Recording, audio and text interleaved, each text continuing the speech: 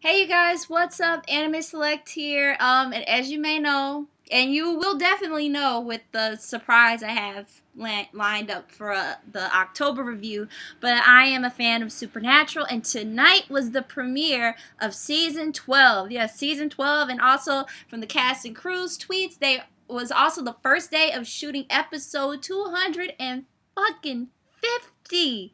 God damn, they have to be put in the Guinness Book of World Records at some point. Like they're like behind with Doctor Who almost at this point.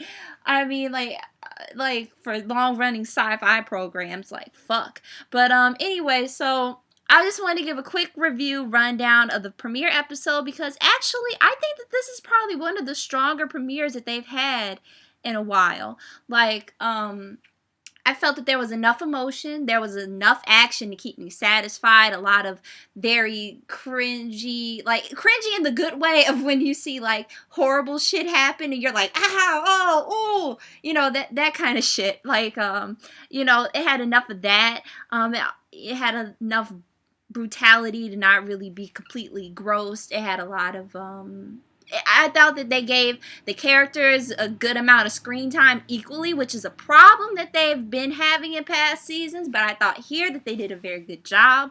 Um, and I'm just gonna run through. There will be spoilers throughout this video. I will have a timestamp down below so you can fast forward to hear just what rating I give overall with the episode. And if you don't want to watch it all, pretty much what I said just then is pretty much all that you'll need to know. I thought the episode was great, and that it started the season off really good. Like it did. It started off a lot better than 10 and even 11, I would say.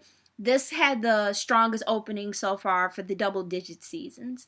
And yeah, so let's just dive in a bit more into the details of the episode. And like I said, for those who want to keep watching, this is spoiler territory. For those who just want to hear my rating, go to the timestamp that was on the screen or is still on the screen. I'll figure out later. But anyway. So we open up and it's Dean and Mary reuniting, and I have to say that was a very nice moment. It was fast, but I mean, now's the time for action. We gotta hurry shit up. But you could tell that they kind of had a long talk in the park about what had happened. And I think that, and just Jensen's face, the way he emoted when Dean was able to hug his mother after 30 something years of her being dead, like that face, I could feel the tears prickling in my eyes. And those who know me personally, I have a hard time. Like it's a lot for me to cry. Okay, it's a lot for me to cry. I've only cried in certain circumstances, like when Mufasa died. I think everybody cried. And like with this episode, the fact that it almost got me to start crying in the beginning, I could tell like, oh man, this one's gonna be, this one's gonna hurt.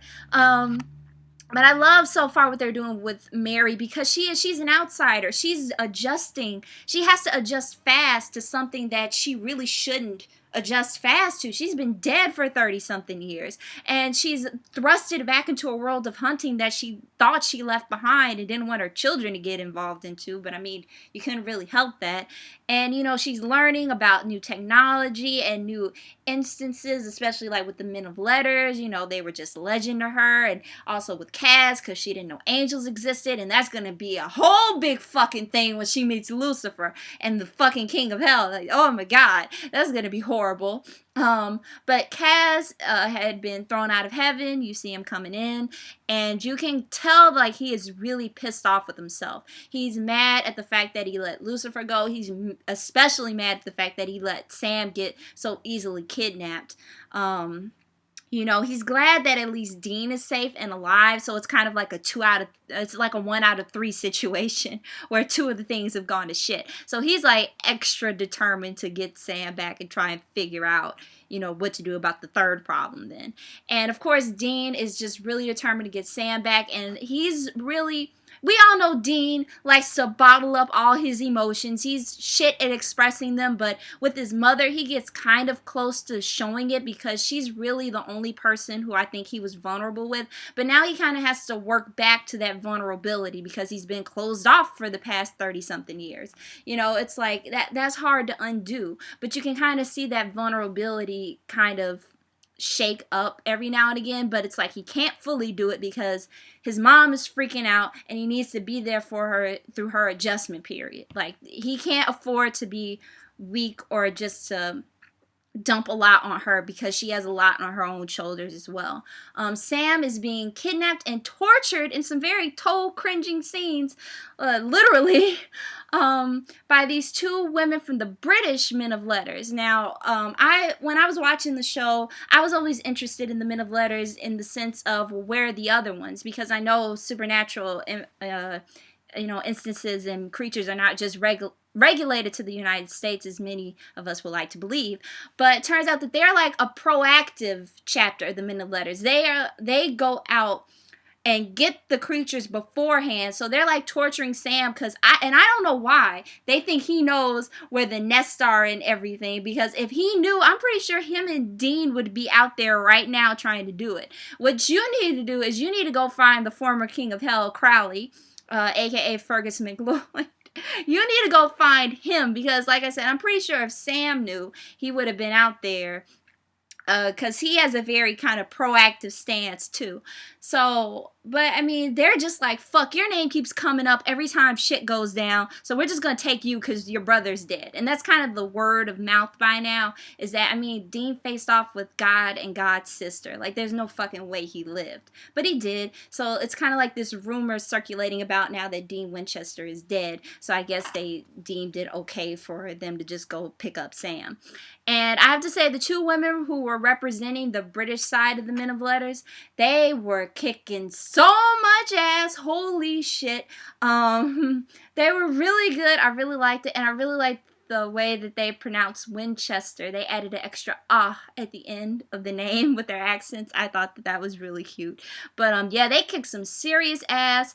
And Sam went through so much in this episode, from waterboarding to then having fucking scarecrow gas injected into him. And we all know, like, him and Dean have some serious self-loathing issues, but Sam especially, they've been coming up more and more, mostly ever since Dean, like, got killed in season 9, and, you know, he blamed himself, and then all this other shit, and then with Lucifer, like, it's all dredging back up these feelings of self-loathing, and you kind of see that with what happened when he got infected with the whatever it was. I call it the scarecrow gas, because that's essentially what it did. It led through like all these nightmares and insecurities, of him having failed people and blaming himself, and a lot of them for situations that he could not control.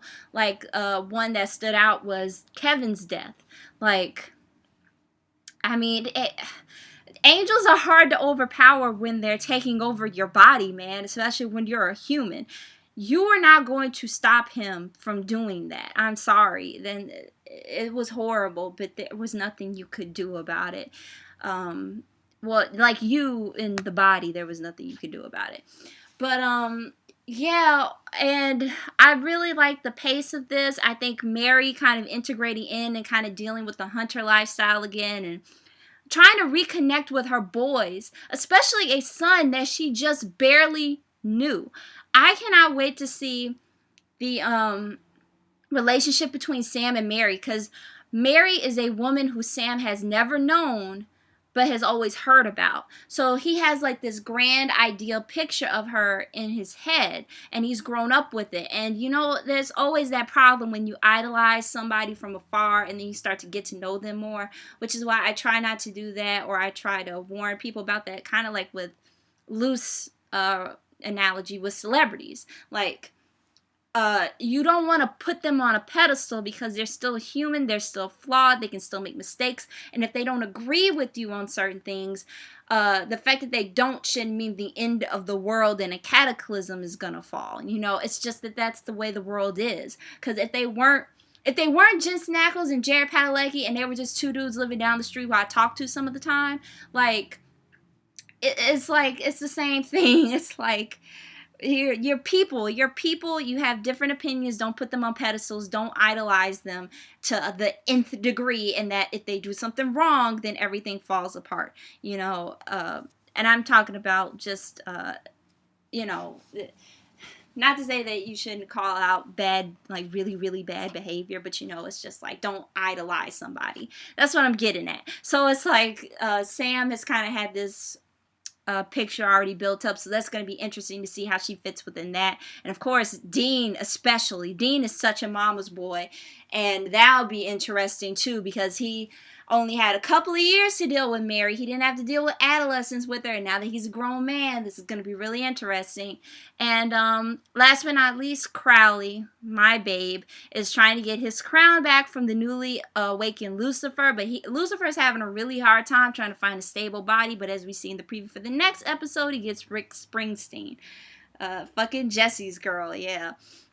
And a lot of people were mad about Mark Pellegrino not being able to reprise the role, but I mean, I think he had another engagement, and it was kind of assumed that he let his body go the moment he went into Sam, so that vessel was just like done.